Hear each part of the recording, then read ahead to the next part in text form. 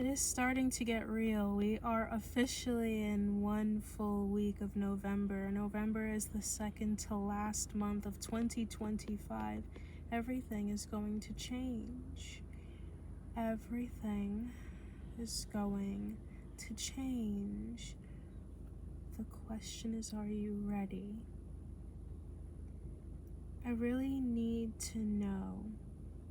This entire year has been a depiction for what it is that you are becoming, for who you will be, likely for the rest of your life.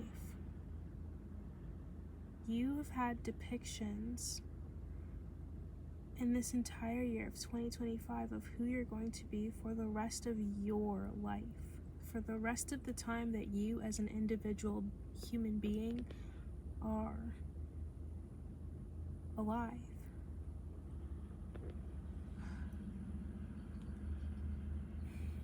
Pluto in Aquarius. This is a sign that only changes every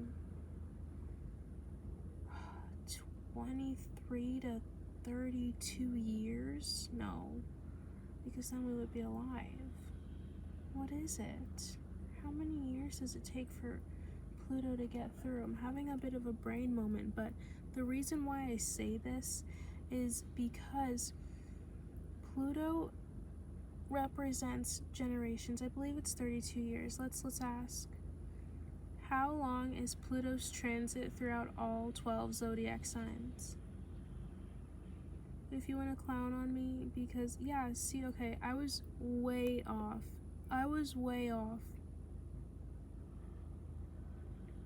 Guys, this is crazy. Okay, what I was thinking about is what it spends in each sign. Okay, that's what I was thinking of, because it takes about 23 years for it to go through every sign.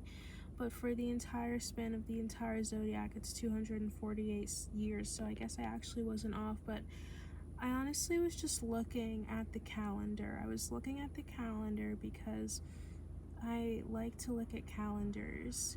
And I saw that the year is basically over.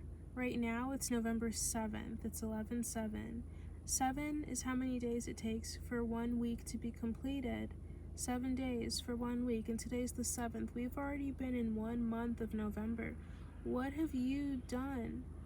And it doesn't even have to be of a productivity, but what have you become? What kind of thoughts have you had? How have you taken care of your body? What have you been feeding your body, physical food and media?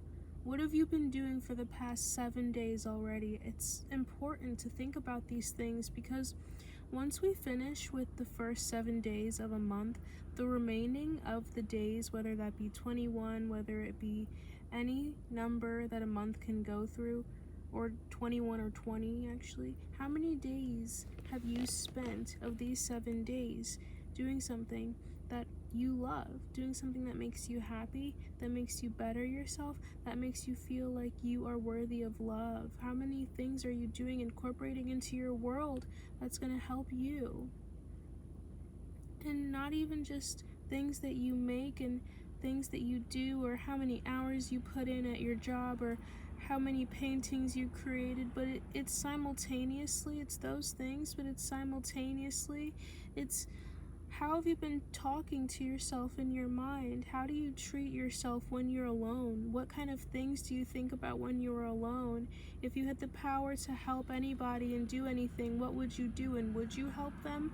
Would you help out of a place of love, or would you help out of a place of ego? Are you doing things for people so you feel better about yourself, or are you doing things for people because you want people to feel better? Damn. I'm just throwing myself for loop after loop right now, because it's like, how are you living your life?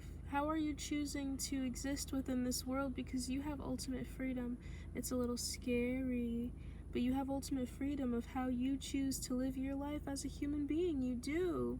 And it's not only just in the career that you choose, or how you spend your day-to-day life, or if you still talk to your family or not, or if you have a boyfriend or a girlfriend or a non-gender confirming partner, if you are doing these things and you're making these decisions, who are you? Outside of those physical material things, who are you? Inside of the material emotion, what are you? Who do you decide to be when you have the freedom to decide to be this person? Who? Who are you? Who am I? Who am I? That is defined by the decisions that we make internally and externally, because there's always a choice. You always have the opportunity and the freedom to make a decision. The point of the matter is if you are going to face up to the responsibility of such power. What did the grandpa say from Spider-Man? With great power comes great responsibility. And now I'm gonna rewatch The Amazing Spider-Man so I can geek out over Andrew Garfield's intellectual charm and Emma Stone's visual beauty. Combine the two, interchange those two admirations at certain points within the film as it flows and brings different lenses of perception of the written characters. But regardless, I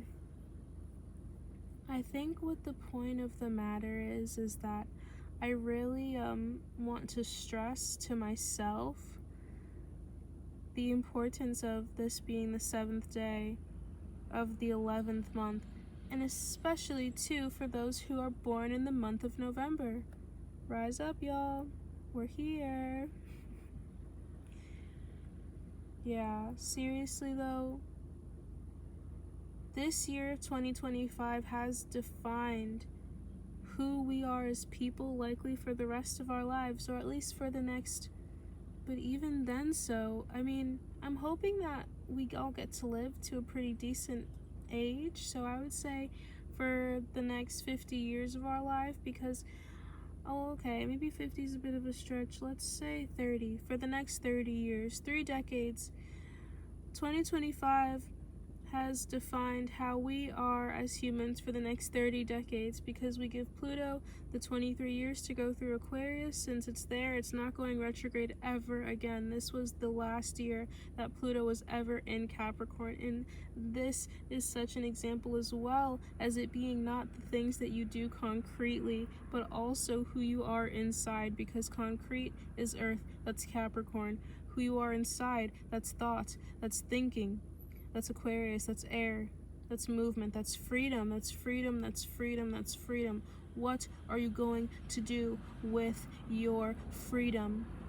What are you going to do with your freedom? I feel tears brewing on my eyes because my soul knows and understands the impact of this message. What are you going to do with your freedom? Who are you going to be for the next 30 years? Who do you want to be? Who do you want to see when you look in the reflection, and not just the beauty and not just the glam and not just the gold watch on the hand? What is it that you want to be? Who do you want to be inside? Who do you want to be of service for your fellow humankind? Because you are a human, whether you want to feel egotistical, whether you know that you look better than this, whether you know that you deserve better than that. Who are you inside when you are seeing yourself as a fellow human, citizen of the earth, okay? Citizen of the earth. You need to bow your head to the grounds and understand what it means to be a human, not only for the things that you produce, but for the ways that you interact with yourself, because you are everything and you are everywhere. And when you understand that, then we can talk. Then you can talk and understand what it means to be human, what it means to exist, what it means to really exist, which is to have freedom. But what are you doing with this freedom? What are you doing with your intellectual power? What are you doing with your spiritual prowess? How are you interacting with the world around you? Not only in the things that you do for materially and helping out of service, but what are you doing for the world around you when you think about yourself in a certain perspective, in a lens? Who are you? What do you choose? Who? Who are you? Who do you want to be? And another question that can help you get to the answer of who do you want to be is, do you want to live from love or do you want to live from fear? Okay?